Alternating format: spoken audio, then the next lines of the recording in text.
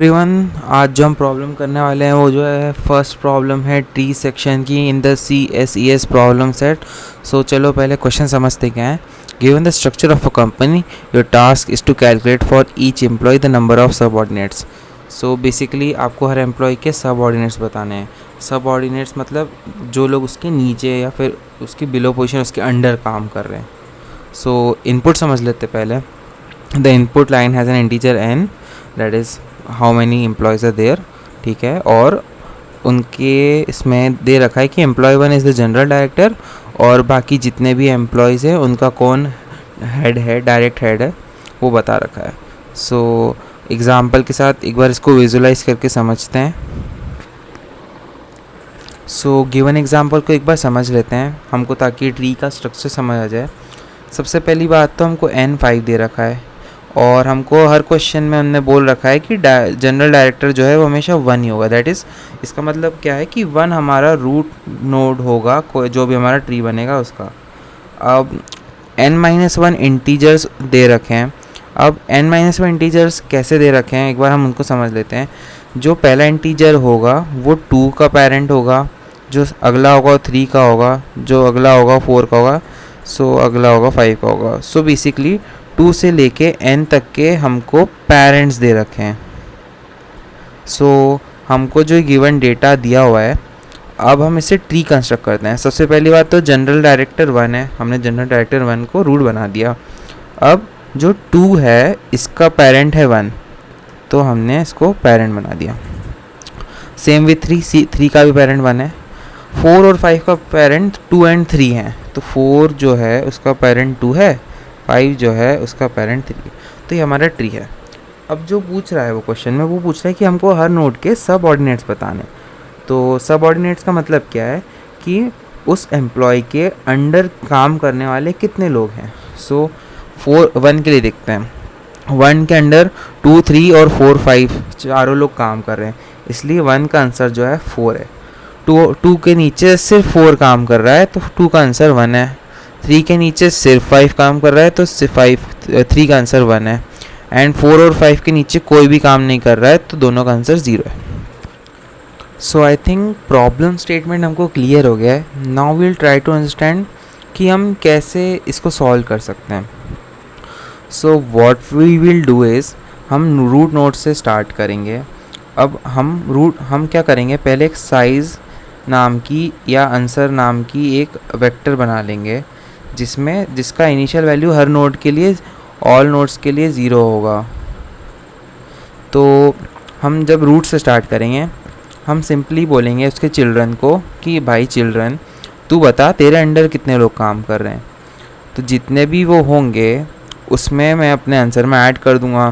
फिर ये चिल्ड्रन बताएगा कितने इसके अंडर काम कर रहे हैं, ये इसमें ऐड कर दूंगा। एक बार ड्राई रन करते हैं। मान लीजिए ये मेरा ट्री है, मैं इसको नंबरिंग दे देता हूँ तो बेटर होगा अंडरस्टैंडिंग के लिए। सो मैं नंबरिंग दे दी है। अब जो है मैं 1 जो बोलेगा 2 को बोलेगा कि भाई बता तेरे अंडर कितने लोग काम कर रहे हैं। 2 बोलेगा 5 को, बता तेरे अंडर कितने काम कर रहे हैं। अब 5 बोलेगा मेरे अंडर तो कोई काम नहीं कर रहा है, तो 5 बोलेगा सिर्फ मैं तेरे अंडर हूँ, तो 5 का रिटर्न करेगा 1। तो अब सेम 6 भी 1 रिटर्न करेगा। अब 2 के अंदर कितने लोग हैं 2, तो इसका आंसर तो 2 हो गया। अब 2 क्या रिटर्न करेगा, 2 के अंदर जो लोग हैं, एक तो जो ये 2 लोग हैं वो +1 अलग से। सो 2 will return 2 + 1, that is 2 means उसके अंडर कितने लोग हैं ये 2, और 1 इज़ फॉर हिमसेल्फ। सो इस रूट से हमको वैल्यू 3 आ जाएगी। तो हमारे जो 1 नोड के आंसर में 3 ऐड हो जाएगा। सेम 3 ये रिटर्न करेगा, इससे 3 आ जाएगा, सेम 3 ये रिटर्न करेगा, इससे आ जाएगा। So it's basically simple recursion where we will save the answer also and we will use the answer again for the upper node.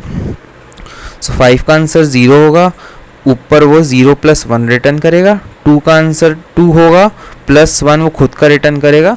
So simply we will get at the end, हमारी array में जो है answer अरे जो हमारी है उसमें हमारे पास सारे आंसर आ जाएंगे। गाइस सिंपल सा सॉल्यूशन है, समझ लेते हैं कैसे हो रहा है ये। पहले तो हमने आंसर नाम की एक वेक्टर बना ली, उसको हम रीसाइज कर दे रहे हैं और 0 वैल्यू सेट कर दे रहे हैं शुरू में। फिर हम n- 1 इंटीजर्स का इनपुट ले लिया। फिर उसके बाद हमने एडजेसेंसी लिस्ट बना ली, क्योंकि ये एनरी ट्री है तो हमको यहाँ पे एडजेसेंसी लिस्ट लगेगा। और हमें i+2 इसलिए यूज़ कर रहे हैं क्योंकि 0th इंडेक्स पे सेकेंड नोड का पेरेंट है एंड फर्स्ट इंडेक्स पे थर्ड नोड का पेरेंट है, तो इसलिए हम i में 2 ऐड कर दे रहे हैं। और फिर हम DFS फंक्शन कॉल कर रहे हैं, वो हमारी आंसर अरे में सारे आंसर स्टोर कर देगा, फिर हम फाइनली इसको प्रिंट कर देंगे। तो एक बार DFS फंक्शन समझ लेते हैं क्या कर रहा है। DFS में हम क्या कर रहे हैं, हम पर्टिकुलर नोड के सारे चिल्ड्रन पे आइट्रेट कर रहे हैं और हम i is equal to p पे कंटिन्यूसली कर रहे हैं, क्योंकि हम जिस नोड से अभी आए हैं, फॉर एग्जांपल अगर मैं 1 से 2 पे जा रहा हूँ और अगर मैं 2 में आइट्रेट करना चाहता हूँ, 2 के नीचे आइट्रेट करना चाहता हूँ, तो मैं ऑब्वियसली 1 पे वापस नहीं जाऊँगा, वरना मैं इन्फिनाइट लूप में फंस जाऊँगा। सो बेसिकली मैं अपने पेरेंट पे वापस नहीं जाऊँगा, तो मेरा p जो है यहाँ पे पेरेंट है, मैं किस नोड से इस नोड पे अभी आया हूँ, तो मैं ताकि उस पर वापस ना जा पाऊँ, इसलिए मैं उस केस में आगे नहीं कंटिन्यू कर रहा हूँ। तो बाकी केस में मैं क्या कर रहा हूँ, मैं नीचे वाले चाइल्ड पे रिकर्शन कॉल कर रहा हूँ, वो अपना आंसर रिटर्न करे। फाइनली मैं अपना जो आंसर है वो +1 रिटर्न कर दे रहा हूँ, क्योंकि जो भी मेरा आंसर है प्लस वो खुद नोड ऊपर वाले नोड के लिए आंसर होगा, इसलिए मैं 1 प्लस खुद उस नोड का आंसर रिटर्न कर दे रहा हूँ।